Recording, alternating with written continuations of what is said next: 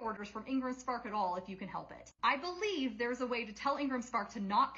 The conversation that my friend Rebecca is having over there is a very important one, and I'll tell you why. I don't work with Ingram at all directly anymore. I have struggled with Ingram since I was publishing my first book. I was told you have to go with Ingram. Ingram is the way to go, and I was just struggling with it. Their website is a nightmare.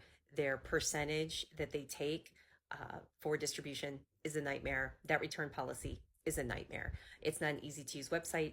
You can't get a hold of anybody. So what I started doing instead is I went in and I pulled everything from Ingram Spark. I'm like, I'm not doing this.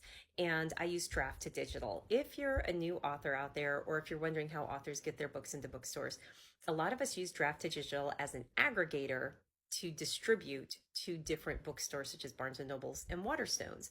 And we do that because Draft to Digital has a little bit of weight. They reflect and represent a lot of authors. So they have a little more pull, and we're able to set up a much better agreement with Ingram Spark than like little old me could. And so what they did is they started dealing with paperbacks, and I think they even do pre-orders with their paperbacks now, and you don't have that same percentage. Now, granted, Draft to Digital is taking their percentage as well on top of Ingram Sparks, but it's still less of a percentage in your royalty hit than going with Ingram Spark directly. At least on my end, that was my experience.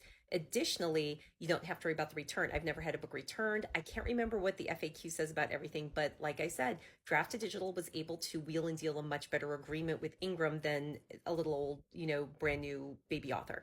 So I went with Draft to Digital, and I've been unbelievably happy with it. I feel like my books get out there. They're very accessible. I don't have to worry about dealing with Ingram Spark. And it makes me very sad that it doesn't seem like as many people are using it, and so many people are going direct with Ingram and they're still having nightmares, which is why I will not deal directly with Ingram ever again. So I know Publish Drive is also another aggregator out there that you can check out. But if you're a newer author, or you're looking into it, or if you've ever just wondered why, sometimes it's hard to get books, or why authors talk about these types of things, it's because there are some publishing venues out there that are very problematic, and I believe Ingram to be one of them. And I'm very grateful for Draft to Digital for giving me an option for using them as a printing service without having to deal with them directly.